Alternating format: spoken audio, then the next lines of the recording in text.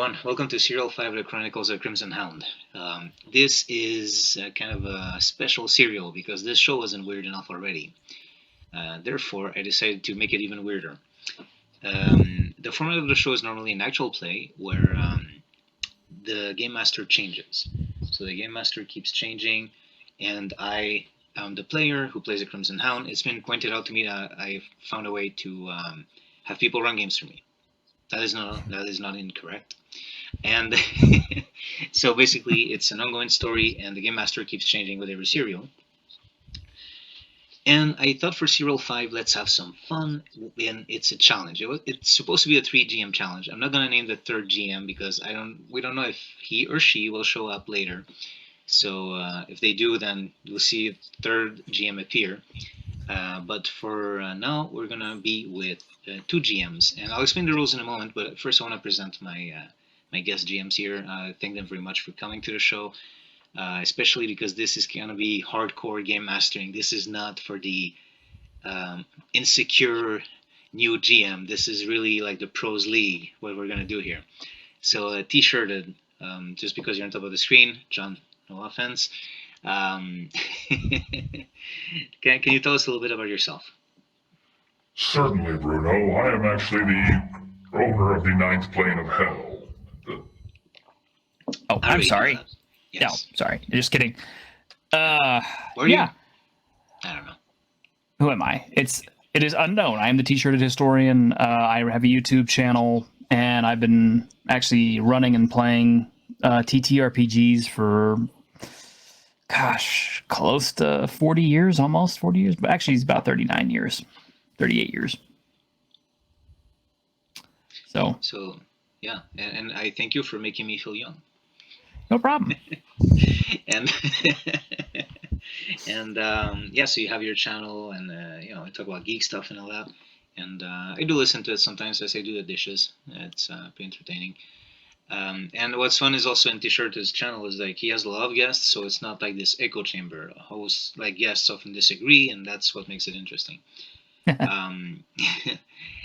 John, of course, has already been a guest GM on this show. Well, I'll let you present yourself. So my name's John. I run a podcast called Tale of the Manticore, which is a experimental hybrid between an actual play and an audio drama. And it also is like an old school kind of thing and solo. It's all that stuff. It's about to reach its second year of existence, and I suspect that I'm a similar vintage to T-shirted up there, because also I've been playing for a long time, but I think unlike T-shirted, I went into one of those deep freezes where I gave up the game for like 25 years, and then I'm just recently back to it, and actually my podcast is my way back in.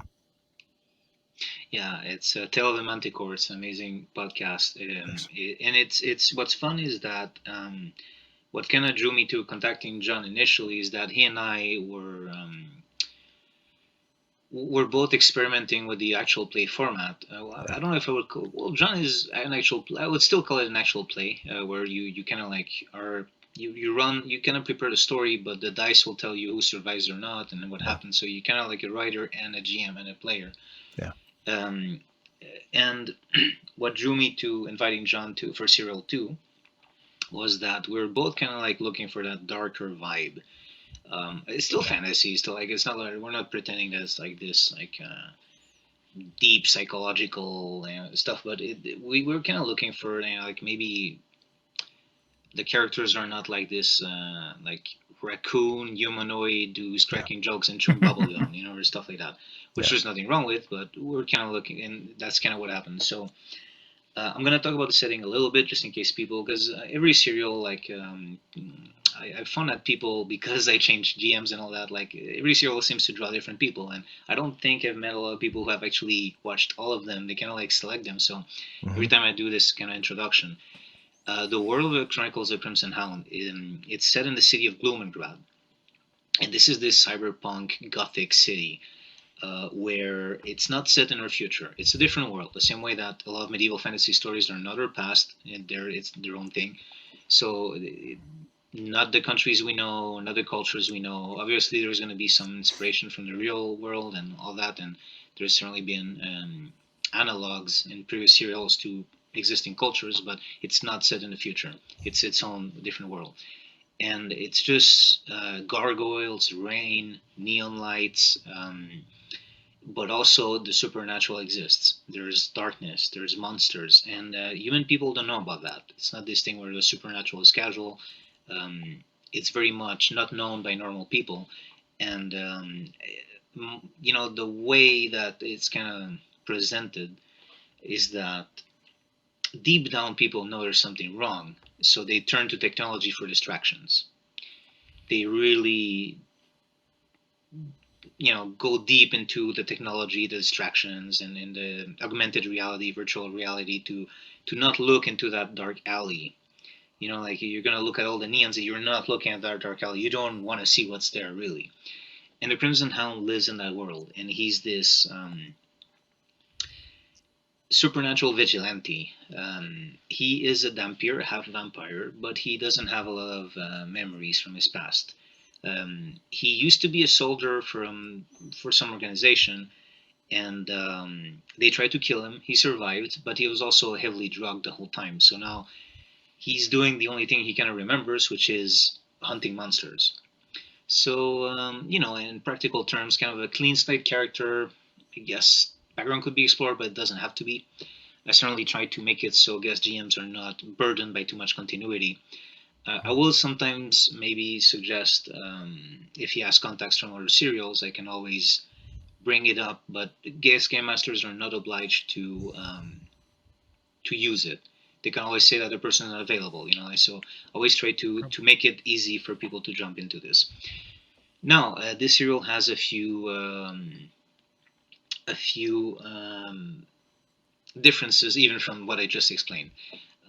First of all, we're transitioning. It's been BX this whole time, the rule set. Now we're going into the Siege engine, and that's I'm using. So Siege engine is mostly known as Castles and Crusades, but they all from Troll Games. But they also have this Pulp rule set, which is Amazing Adventures, and you can do, even Conan if you want to do like maybe a more Pulp like swords and sorcery instead of like traditional medieval fantasy. What else? You can do the Pulp era, the Shadow. You can do Star Wars. You can do Cyberpunk. It's really cool. For people who are just like head set on 5e, they even have a 5e version. Just saying. I don't play 5e. I'm very happy with the Siege Engine version, but they do have a 5e version for anyone who's interested in that. So the Crimson Hound, his race is the Crimson Dhampir, which you can find in the blog. I'll put it in the description down below. And he's a multi-class of Gumshoe, which is the detective class in Amazing Adventures, and Demon Hunter, which is a free class that I also put a link that Troll Games has in their web store. So he's kind of like this combination of detective and supernatural monster hunter. And we'll be using the Siege engine. So this is pretty easy, and I want to mention right away. T-shirted John. T-shirted, you're familiar with the Siege engine. John, I don't know how much you had the time to look at it or not. You're mostly familiar with BX, that's fine. And what I want to establish is every serial, I let guest game masters like bring their own house rules. They just, I let them use things the way they want to use it, and this is true for this serial as well. I'm going to give an example. Because this is multiple game masters, the way it works is every 15 minutes of play, we're going to switch to the other game master. And the other game master has to continue rolling with the ball. The only exception is if it's in the middle of a combat scene, we'll just finish the combat scene because otherwise it would be, unmanageable. Mm-hmm. But we'll be doing it that way. I will quickly explain the Siege engine, but John doesn't have to use it if he doesn't want to. For example, if I'm trying to move silently, I'm level 1. Instead of using the Siege engine, John can say we're going to use the basic skill roll for a thief, sure. Whatever. Doesn't matter. It really doesn't matter. the way that it's gonna be funny because within the same game you might see different rules being used depending on the slice of 15 minutes. Already 10 minutes and I'm gonna try to hurry this up. There's so much to explain at the beginning, especially for this one. So the siege engine, the way it works, is super easy. It uses the ability scores a lot more. I would even dare say that I suspect that 5e of D&D has really copied a lot of ideas from Castles and Crusades, which is fair because Castles and Crusades has certainly copied ideas from D&D, so fair is fair. But it was the first system that used ability scores for the saving throws. What's fun is also when you play the game and you look at the character sheet, you have all the classic poison, death, all the classic saving throws are next to corresponding ability scores. So you can use old material, or like John can use the BX saving throws, and I'm still gonna be able to tell which ability score I'm rolling. So it's super easy to use any version of D&D with the Siege engine. The way it works is that you try to roll high. When you roll a d20, you have to reach either a 12 or an 18, depending on if it's a prime or a non-prime ability score. So the primes that the Crimson Hound has are strength and dexterity, which have little asterisks. So for those, if I have to roll under these, those are I have to reach 12. Any other one I have to reach 18. When you roll an ability score, you add your level, so it's 1 for Crimson Hound, and your ability modifier, your attribute modifier. So anything that's a saving throw or a class skill that's related to an ability score, that's how it works. If, however, John decides that he's going to do it differently, we can do that. Or if he wants to roll under the ability score, we can do that. Like, it doesn't matter. Every GM gets to do it the way they want to. And this is why I really like the old school spirit, where everything is kind of compatible enough that you can figure it out along the way. Yeah. You can easily customize. You can easily transfer one adventure with this system, vice versa. This is why I like the old school Renaissance stuff. Not to be stuck in the past, but because it belongs to everyone. And especially with the Siege engine, I feel like it's the best of the modern and the old ways of doing things. I think it's a great combination, and that's why I just felt in my heart that I had to move the show from VX to the Siege engine, where it could be like this perfect combination of both. Okay, so with all that said, I'm gonna ask my game masters. Almost 15 minutes in. Do you have any questions? Not yet. No, I'm good, I think. Okay, very well. John, you valiantly, behind the scenes before we started this, you valiantly offered to get the ball rolling. Valiantly, cowardly, who can say in this economy, right? Yeah, maybe you were bluffing. You know what? Because I said that is reverse psychology, and I went like, okay. Yeah. Okay, are you ready to go? Should we jump in? Yeah. By the way, we're just like, this is like on our system. We're just rolling our dice and telling other people what we got. If you don't believe us, that's on you. So. Very trustworthy. Yes, yeah, exactly. Yeah. I used playing cards in the previous serials, but I don't know where I put them. And I'll probably buy tarot cards eventually. That'll be kind of cool. Anyway. Okay. Yes, John. Okay. Oh yeah, by the way, last time we left the Crimson Hound, he lives in a crypt, and he has a drug called Vex, which he can take to talk to the ghost if he needs to. So that's where he is, and he has a new armor, which you can also. There's a little video called Prelude to Serial 5, which also it'll be part of the playlist for Serial 5, really. So that's the short story of how he got the armor. But let's get started. Okay, so we're going to open our scene with the Crimson Hound, maybe in his crypt, wherever he hangs out, and he receives a kind of an email or a text message from somebody he hasn't heard from in some time, and it's Tessia, who is a kind of an eccentric old lady who owns an old antique and bookstore.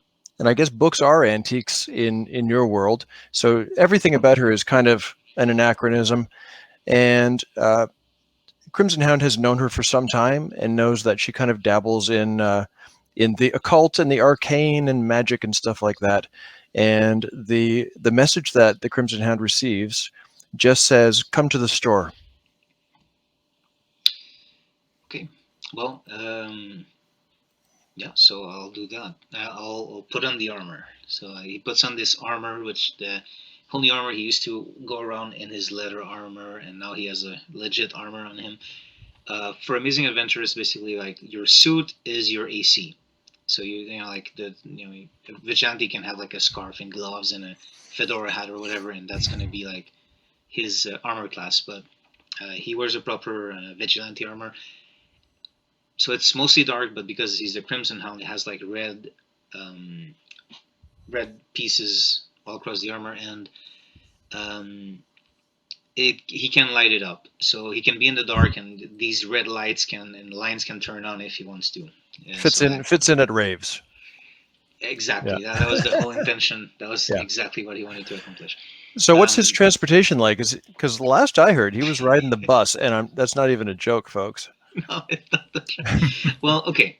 So this is another thing I forgot to mention at the beginning, because I couldn't keeping track of all the gold pieces between zeros and all that was kind of like a pain. I'm using an optional rule from Amazing Adventures, which is called the wealth rating. Okay. And that's basically just another roll of 12 or 18, because as a gumshoe, it's 18. Like, this is not a class where you have a lot of money. In fact, gumshoes are well known to be broke all the time, looking for a new job and all that. But what it also means is, like, unless you're negative, like, you don't need to like keep track of expenses and all that. So I figure I should set an alarm. yeah. Oh, I was already. Oh, see, I was already. Do you already have perfect. it? No, not an alarm, but I was looking at Okay. at what time. But that's good. That's good. That's actually. Okay. Yeah. Okay. So what's your transportation like? Yeah. So you made me realize that he's transportation-less, and I was saying that he was gonna put the armor, but now he's gonna take the bus in the armor. That's gonna be kind of awkward. I guess he kept that long trench coat. And what he does is he leaves the helmet inside a bag. He's just gonna wear that badass armor under trench coat, and he really needs like a hover bike or something badass. Yeah, he needs a motorbike. He needs something cool, but he doesn't. So he's gonna actually take the bus under that crappy trench coat. He has a really cool armor, and he has a bag where he keeps the helmet inside to be inconspicuous. So yeah, he's taking the bus. Yeah. Okay, we are definitely going to take care of this one, Toot Sweet. But first, you arrive at her bookstore. It's a 2-story place. You've been there many, many times. You know the ins and outs of this building. She's given you all the passwords to bypass the defenses. But when you go to the front door, all of the lights are clearly off inside, and the door is locked. Okay, well, I'll use the passwords to get in, unless something has changed. It's a key lock, so you actually can't get in unless you want to try picking this lock, or hacking it, I guess. Well, is it hackable? Is it? Yeah. Let's say it's hackable. Way, okay. Let's say it's some kind of like electronic key, but not passcode. You'd need like a kind of a fob or something. Yeah. So I don't have any hacking or picking skills. Okay. In the Siege engine, I guess the way it could work is that you can let me try it without adding my level, because it's like everyone can kind of try to do something. It's just that, for example, if I want to move silently, I can add my level because it's part of my gumshoe class. Let's totally do it, because this is going to give me an example of how this mechanic works. So you'll be using, I guess, your dexterity, which is looks like no bonus, right? Exactly. So I'm level 1, so I get to roll a d20. Yeah. Plus 1. Oh no, sorry, not plus 1, because it's not plus 0. So you basically need a natty. You need a nat 18 or better, right? No, because my dexterity is a prime. Okay, 12. See the asterisk, it's 12. There you go. That's it. Gotcha. That's Gotcha. simple. You already understood the Siege engine, which is why I love it. And I got a 10. So even though it was within reach, I can't do that. Okay. So you look up to the sky in failure to some higher power that you probably are cursed by anyway. But in doing so, you notice that there are windows up there. Okay. It just so happens that climb is a class skill. I read that. Yeah. So that one I get on my level. Let's see if that plus 1 makes a difference. Oh, wow, nice. So I got 18 on my dice plus 1, so it's 19. So even if it wasn't a prime, I would have gotten it. Okay, perfect. So you're going to scale the wall. Maybe you get out of the view of traffic. Not that there's a whole lot of pedestrian traffic in this part of town, but you go around the side maybe, Yeah. climb up, and you can see when you get up there that one of the windows is open or has been left open just a hair. So it's not even locked. By the way, before I started climbing, I will have put my helmet on already. Sure. But I don't turn on the cool lights because I want to be discreet. Because the dance party has not yet started. That's why. Yeah. Okay. Well, I'll peek in. Of course, I'm not just gonna like open the window, go in. I'm gonna peek in first. Right. It looks like a dark and empty storage room, and you know this. You know the layout of the place well enough that, yep, that's a storage room. Okay. So what I'm gonna do is I'm gonna for the time being, it has 19 in strength. I think you can do that. I'm gonna like just hang on one hand on the side, Mhm. and just kind of like go like this with the helmet, and try to contact her, just call her because the helmet is kind of like basically what a normal cell phone can do. You know, you can do calls, you can do stuff like that. So and record stuff. Like my rule of thumb is anything that our normal real life cell phone can do, the helmet can do. Right. And augmented reality as well. So that's a little extra. But for a Cyberpunk setting, it's completely normal for everyone to have glasses that do that. So. Okay, her phone rings. Yeah. She does not pick up. Okay, so I'm gonna hang up and I'm gonna slide in. Like I'm gonna open the window, try to slide in horror movie style. Yep. Doesn't add anything to anything. It's just a mood. So, yeah. I will try to be silent about it. Do you Yeah. want me to do a roll? Yeah, roll. Yeah. So 13. So 14. Okay. So yeah, it's 14. So, oh yeah. By the way, there's two things to consider when in the siege engine. The opponent's hit dice is a penalty. Okay. Give an example. If a creature has a poison ability, their amount of hit dice is a penalty to my roll. So I might not always be sure if I succeed or not, or if it's something is really difficult. You can openly tell me it's a challenge level 2. That means I have a -2 to my roll. Okay. Or if it's really easy, you know. So again, very. Okay. So I guess I should ask, what did you roll? Yeah. So I got. Did I say 14? Sure. I got 13 on my dice, and I got level 1. So yeah, I got 14 on my roll, and my default challenge level is 12. 12. Yeah. Okay. So I succeeded by 2 or 3. Right. By 2. So for argument's sake, just so I'm clear on this rule, if there was a 5th level bad guy on the other side of the door who could possibly hear you, he would have heard you, right? Because I'd be applying that penalty. Unless you want to do a contested, you know, that's interesting because I never looked. Let's see, you can do it that way, or I guess you could do a contested roll. Let me look real quick. I'm sure there was some.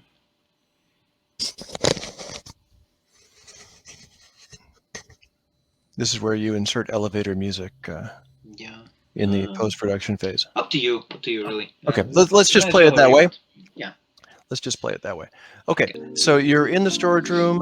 There's a single door that you know leads to a hallway that will go to a kitchen, a closet, a spare bedroom, and a flight of stairs down to the main level. Okay. I'm not gonna. So I have a handgun. That's a really small gun, actually, that does 1d6 damage, which is nothing. And I do have a magic short sword, but I'm not gonna take out either for now because I'm not sure exactly. Yeah, I don't want to like shoot blindly and. Can you repeat the rooms that we that are like? So if I get out of the storage. So if you walk out the storage, there's going to be on the second floor a kitchen, a spare bedroom, and a closet, and a flight of stairs going down to the first level. Okay, you also know there's a basement level as well. You're aware of. Yeah. Okay. Yeah, I'm gonna go to the room first. Okay. So you go. Sorry, which room are you going to? The one on the same floor. I'm gonna start with Okay. the floor I'm at, and Okay. then I'll go So down just the the first floor. one you get to. Okay. It's a kitchen, and it's an old lady's kitchen. Okay. Yeah. Okay. The room is downstairs. It's not. So on the second floor, you've got the storage room that you've just left, the kitchen Yep. that you are currently in. There's also a guest bedroom and a closet, and then a flight of stairs going down. Okay. Yeah. So the guest bedroom was the one I meant first, but I guess it'll Okay. be the second. It's fine. I need to rewind. It's also empty. Okay. Bed's made. Everything just looks unused, actually. Okay. Well, I'll go down the stairs. Okay, you go down the creaky wooden stairs. Now you're on the main level, and this is the kind of the typical shopping level for customers who aren't looking for anything special. Well, I suppose in this day and age, all paper books are special, but nothing extremely rare or special interest. I just do like a cursory Yep. walk around, like Cash see register. If you want, you can even open the cash register and check that. The front door seems untouched. There's no sign of anybody else being here. Okay, I'll go downstairs to the basement. Okay. At the bottom of the stairs to the basement, more creaky wooden stairs, there is a wooden door with a special glyph written on it. You know about this because she's told you that this is one of the building's defenses. And she has given you the password, which is Ruby King. And if you say the password Ruby King, then it deactivates the password for long enough for you to easily get inside. Okay. So I do take mental note that it's still active, but nevertheless I say Ruby King. Yeah. Okay. You can see a little brief little shine passes over the glyph, and then you know from having done this before that the door is now safe to open. Okay. So I open it. Okay. So inside the lights are on, and there's stacks of shelving filled with very rare and valuable books, a few curios, statuettes, other little items of art or interest, and then at the back there is her desk, and you can see the silhouette of Tessia sitting at her desk, but she doesn't turn around to greet you or anything. Tessia. She doesn't move at all, not a hair. So I'm not trying to sneak anymore. I'm just walking, and I very gently. I suspect she's. I mean, I'm hoping she's sleeping, but this is kind of weird because she invited me and all that. So I'm already preparing myself for the worst case scenario. And I actually I don't turn around. I just walk around to see her from the other side. Okay, when you get a little bit closer, you can see that there's something definitely strange about how she looks. And approaching even closer, you can see what it is because, as I say, the lights are on in here. She is stone. She's like a statue, but it's no statue anybody would make. She's in a seated position, both hands on the table. Coming around to the side, you can see her face. She has a kind of a concerned look on her face, and there is a handwritten letter on a legal pad right in front of her. Okay. She's stone, Oh. like Medusa looked at her. Yeah. Now I want to bring something up. I'm not gonna give any spoilers for the Batman, but I want to say, I mean, it's a slight spoiler, but nothing crazy. The Crimson Hound was doing this way before the movie came out, way before the idea was like, okay, so this is not because I copied. Yeah, I haven't seen it. I haven't seen it. Okay, well, I'm gonna do That's not something it. that he was doing. Watch the old serials with the goggles he had since serial 2, Yeah. 2, 3, 4. He was doing that already. I just want to say that he takes a picture of the paper to be able to refer to it later. Okay. Actually, he starts recording, which he would do that. Okay, it's not. Yeah. I didn't take it from the movie. Okay, and and he starts recording everything he sees for the time being. So I'm gonna read the paper. Okay. This is all I could really prepare for this session because I have no idea where it's going after this. Here is the letter, and T-shirted after I finish this, That'll probably be over to you, bud. I Okay. hope you're comfortable with that. I love that Okay. he decided to do a mystery and a shared story, like an improvisational. All right, let's see what we can Okay. do with this. Yes. Okay, the letter reads in her handwriting, which you recognize.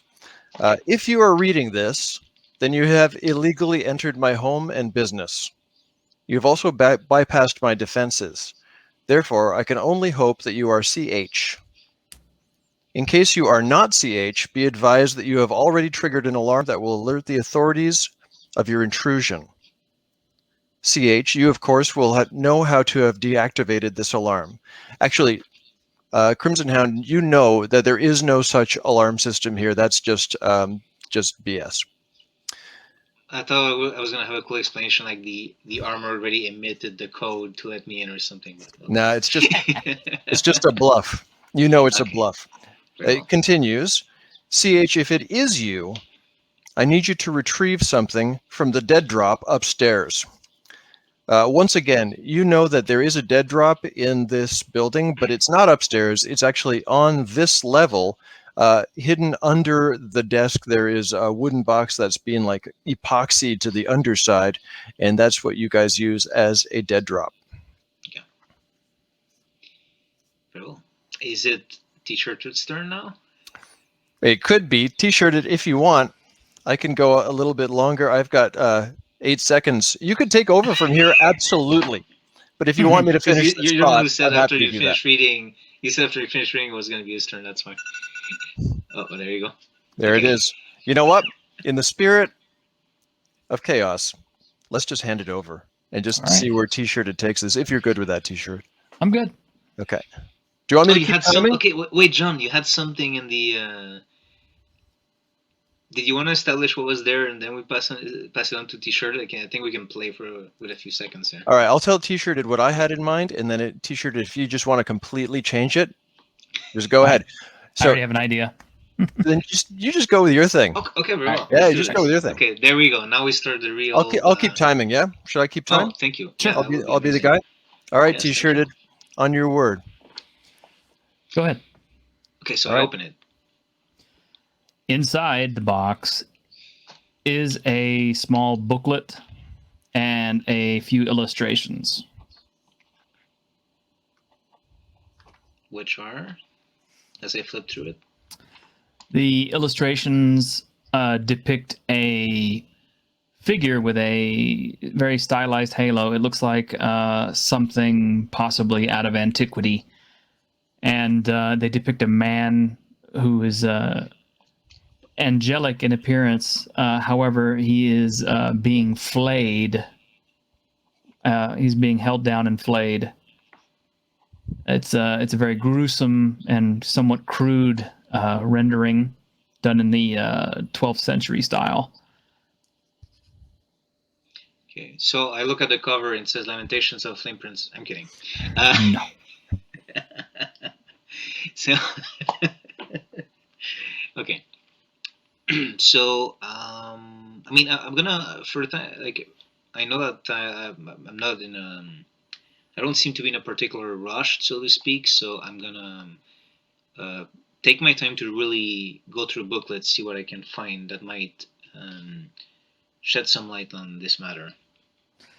Inside are clippings, some sketches, and a few articles and things about an old pagan god that was fallen out of favor many, many years ago, called Miquella the Flame Lord, or the Flayed Lord, because originally it was a god of fire who, for some reason, was forsaken by man and skinned alive for his inability to continue to help men. It was somewhat symbolic of men's willingness to cast aside a false god and seize the fire for themselves, kind of like this world's version of a Promethean sort of story. Okay. Do you think should I roll for? I mean, I don't know how you guys want to do it. If I should suggest rolls or if you want to call them when appropriate, but I do have occult knowledge as for my demon hunter class as a Go class ahead and roll it. ability. Go ahead Okay. and roll it. So it does say it's +3. So I guess I have my level as well. I imagine. Right, Oh, and since it's not one of your siege bases, is it? no, because it's mental and the Crimson Hound. Okay, so that's going to be more difficult, but Yeah, it's gonna be 18. I'm just trying to remember what it's based on, so I'm gonna have to maybe let me just look at my cell phone when I have it. we can go with wisdom. What? Okay.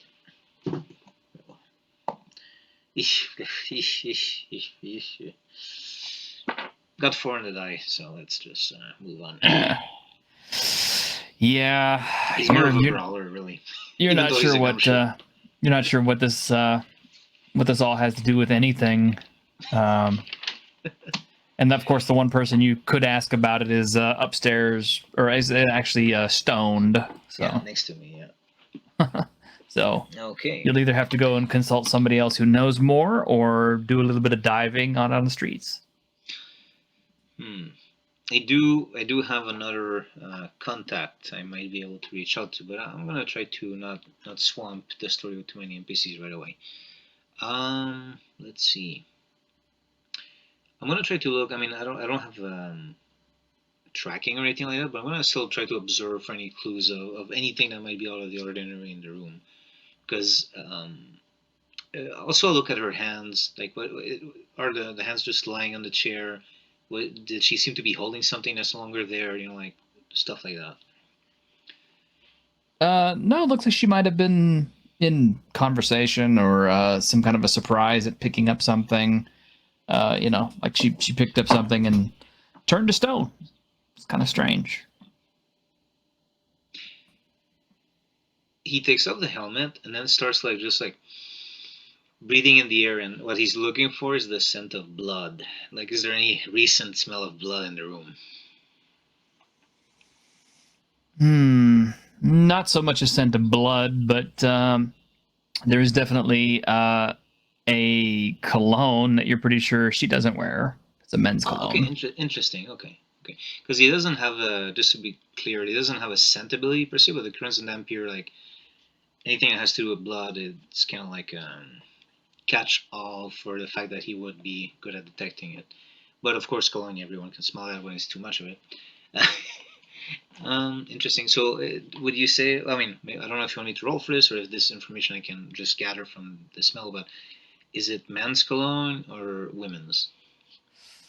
You're pretty sure it's a men's cologne. It's not very floral or anything. It's got a more of a musk. Okay. Maybe it is. And a So the Flayed Lord. A slight hint of decay.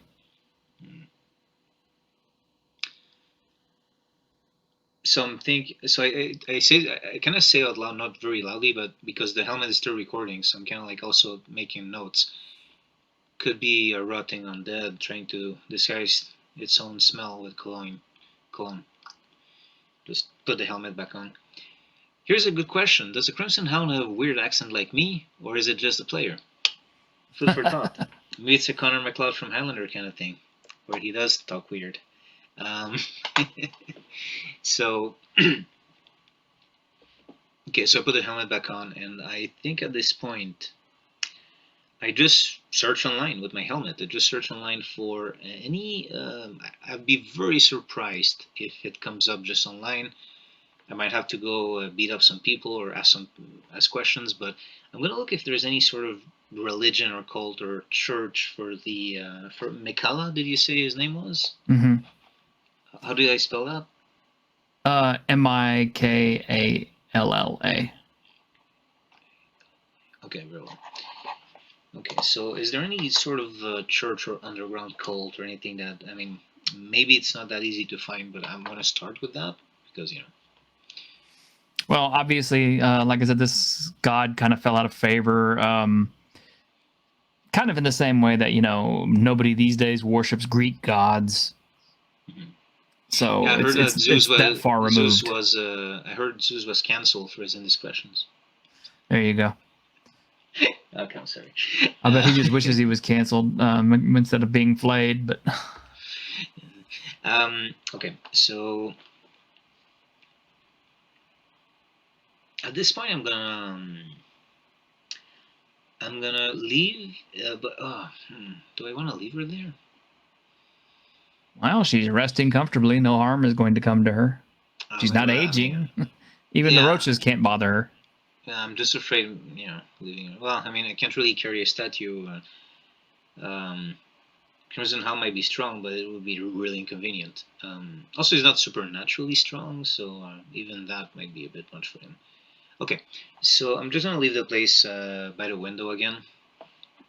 Do you want me to do a roll for climbing down? No, I think you could handle climbing down out of a window. Okay, thank you. So I'm gonna take the bus again. So trench coat, which I probably left like down on the street while I went up. So I put it back on, put the helmet back in the bag, and well, while you're on the bus, while you're on the bus, you need to make an intelligence siege check. Oh, for perception. You guys are mean. He's a brawler. You're making him do all these mental tasks. Hey, you want to be a detective? Well, yeah, that's kind of what fit some of the stuff in there kind of fit what he did in the past. Okay, so 6. I'm pretty sure it's a no. 7. No, nowhere near 18. Nah. No, nothing really trips your alarm there. So. For anyone who thinks that I might be botching my rolls, and at this point, if you don't trust my honor, okay. So I get out the bus at a specific alley, and I'm gonna go see another established NPC. And it's his name is Bob, and he's this homeless man, but he can actually travel through shadows, and he has an information contact, a web of contacts. What am I saying? And I'm just gonna go see if he's available at the moment. So I go into the alley where I would normally find him. He doesn't have to be there. It's up to you, T-shirted. So. Well, as you approach the alley, you catch a whiff of that same cologne. Oh yeah, by the way, before I go into the alley, I put the helmet back on, and under the cape I do have like this slim backpack where I can put the trench coat and some stuff. Sure. So I go into the alley as the Crimson Hound, not as some dude with a weird trench coat. So, okay. Nevertheless, I imagine like the helmet can still have, it's not made to be sealed or anything like that. So, okay. So I try to find the where the cologne comes from. It actually is not coming from the alley. It's coming from up the street. There is a lot of neon and a pulsing, very loud electronic beat coming from a nearby club. See, that's when I can turn on the lights. No,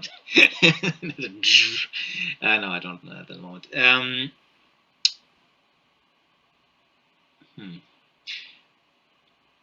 Obviously, it's not like we have visuals, so it's kind of like, I hate asking very generic questions to GMs because I like to be detailed in coming up with ideas, but I guess it'll be a bit of a vague question, but looking at it, do I see a way to get in without using the front door?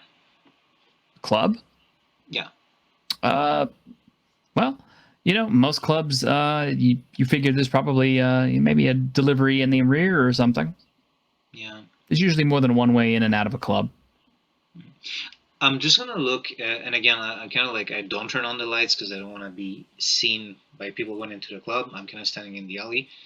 Do they pat people down as they come in or not? Well, you can see the bouncer at the door. He's just kind of checking over people waiting in line to get in, turning away a few of them here and there and letting other ones in. Doesn't seem to be anything specific about people he's turning away. Okay. Would my okay, so it seems pretty random though. Okay, I'm with my sense. Yeah, I have sense of darkness, which is kind of like allows me to sort of detect the supernatural and stuff like that. Well, they can also kind of detect a demon hunter as well, unless I try to hide it, which I might in this case. But do I detect anything supernatural from the people that are allowed in? Nothing specifically. Okay. So the only reason why I'm gonna sneak in instead of just like going in there as a normal person is just the time it would take to do a lineup. So I'm gonna try to. So I just keep the suit on. I'm just gonna try to sneak into the side, maybe break the entrance or something, the door. Well, if you'll make me another intelligence check. Okay. For observation. Okay. Figure you're looking for a way in. So I got a 5 on my die. I'm gonna change the die. Yeah. Yeah, Well, I'm not getting good rolls. Gotta make it hard, I guess. Yeah. Okay. Well, I guess. Yeah, there's around the back. There's some guys smoking in the back part of it. They look pretty tough.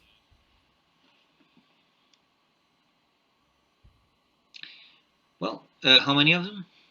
About 3. Okay. Oh well. So they seem to be employees or just people smoking there? You're not sure. They might be club patrons. They might actually be, employees of the club. But either way, they all seem to have some kind of club or gang affiliation because they're all wearing kind of the same colors and things. I think it's pertinent right now to mention to remind for the viewers the 15-minute rule is ignored when a fight starts.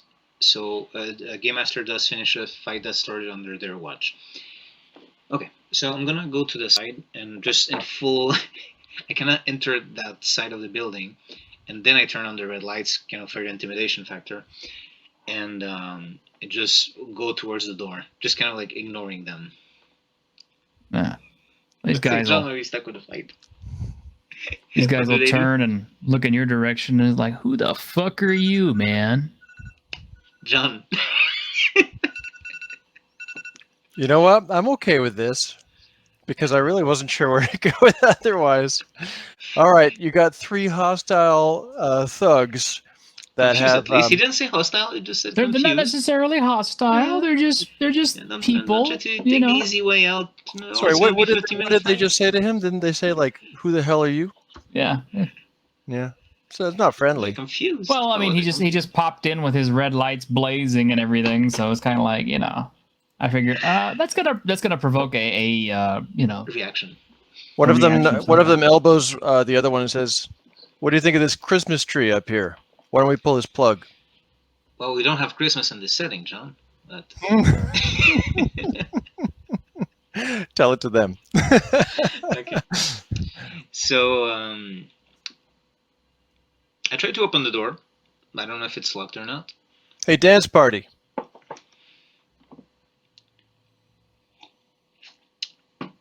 I just look slightly over my shoulder. I don't even turn around. I just kind of look over my shoulder a little bit at them. That's right, dance party. We're talking to you. By the way, John, is the door locked?